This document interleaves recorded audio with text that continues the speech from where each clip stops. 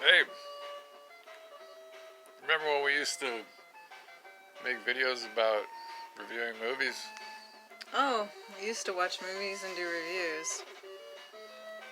Would you say we're back with a bang? That was a Screwdriver joke because it's the name of one of their songs. Screwdriver was one of those punk bands that was in the soundtrack for the film Romper Stomper. Crickets? Well, I thought it was funny. Back with a bang. They must be a racist band.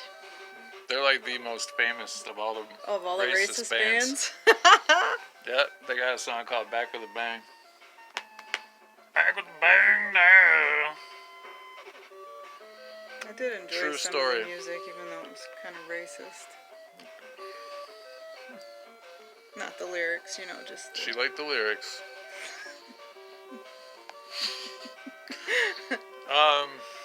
Well, yeah. How'd you like Russell Crowe in Romper Stomper? I don't even know what to say about this movie. I will say that Russell Crowe, I guess he did do a good job because I hated that motherfucker.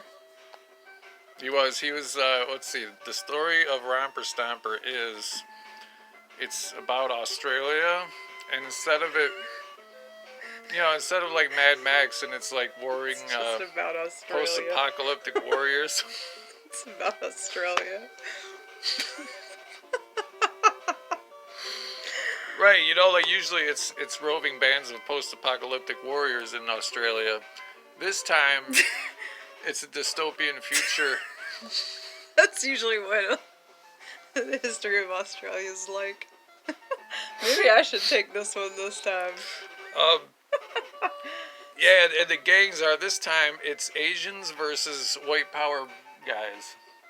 Right. And androgynous females. That's what you think when you first start watching the movie, is that it's going to be this, race war between the Asians and the skinheads.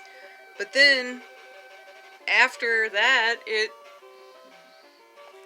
kind of becomes dilutes something into different. like a love story almost. It got deep. It didn't, though. I was just like, what's the point? What are they doing? Yeah, it was kind of like they had a story that was action-packed and really moved, and then that story concluded. I was like, what am I watching? It's almost like, like when a movie ends and it's like they lived happily ever after. Or, people go on to their obvious, then it proceeds to show what happens after all the action is over. I would say that the actors, they acted well, played the characters pretty well. The girl, she was pretty good for acting like a crazy, fucked up, sexually abused girl. I was just going to challenge you to describe one character beyond Russell Crowe. I just did. Yeah, that was pretty good.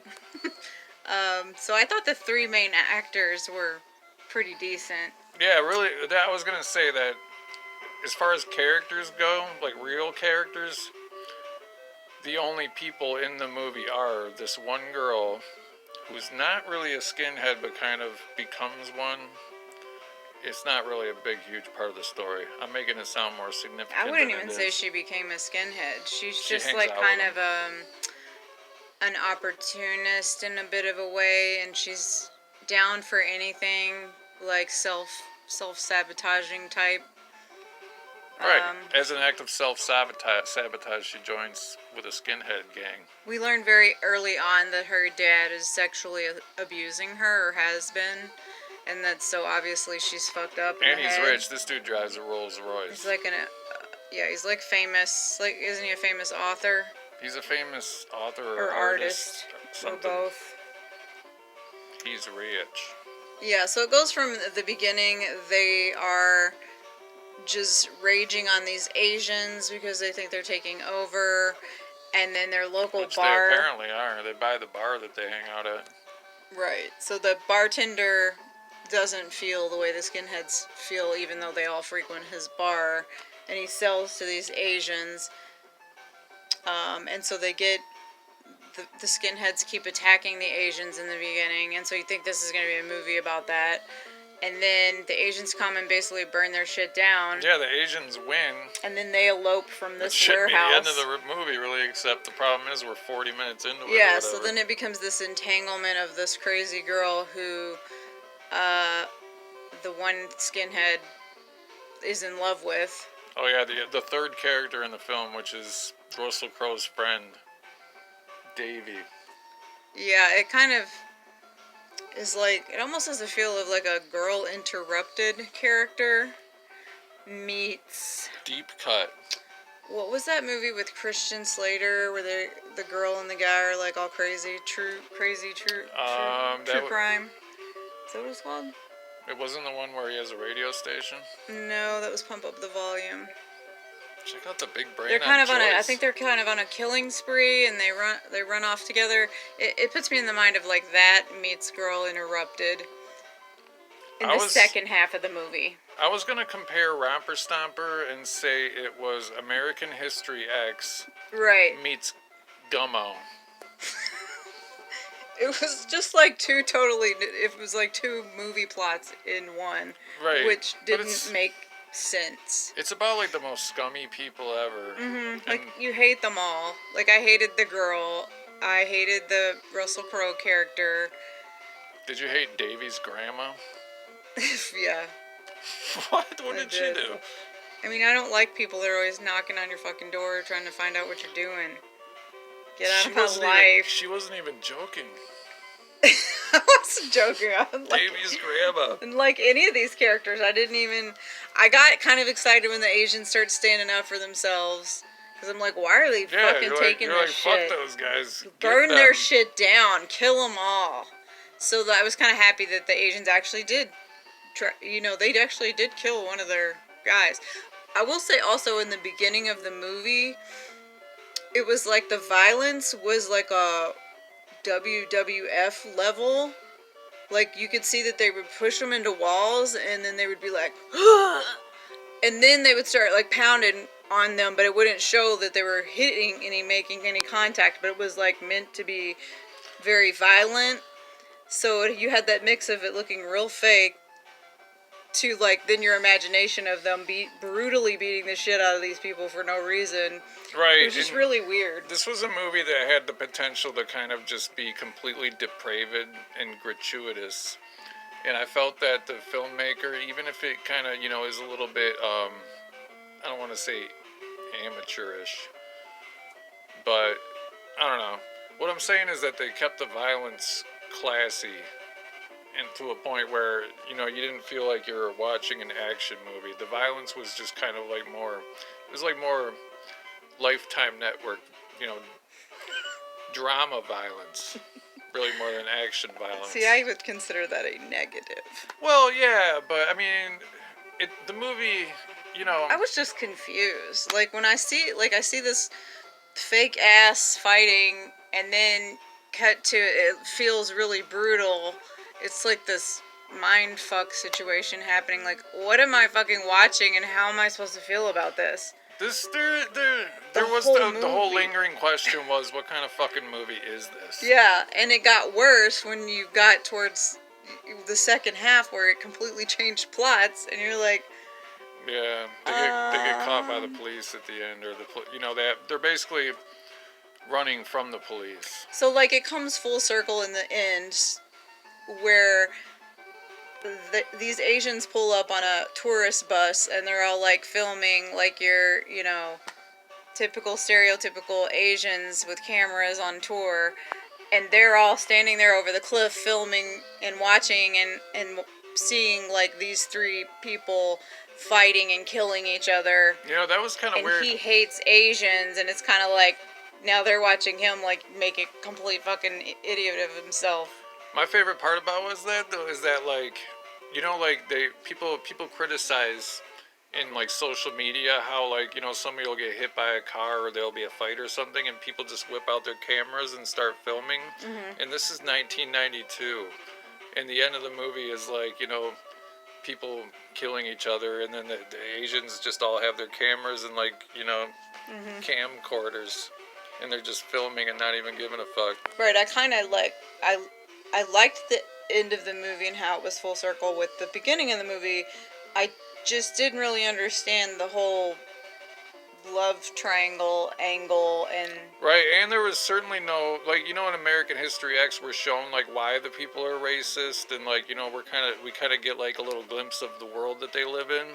And this city is just, like, these racists exist, and here's, like, the very narrow scale thing that they're involved in at this moment, and that's what we see. right, it kind of, like, explained why this girl would fall into the trappings of this, but didn't explain how the other two got there. And to me, she wasn't really even following into the trappings of being a skinhead, because she was even, like, saying things to him like he was too harsh. She was looking for destructive thrills. Yeah, she was just along for the ride. She wasn't really buying into the skinhead vibe.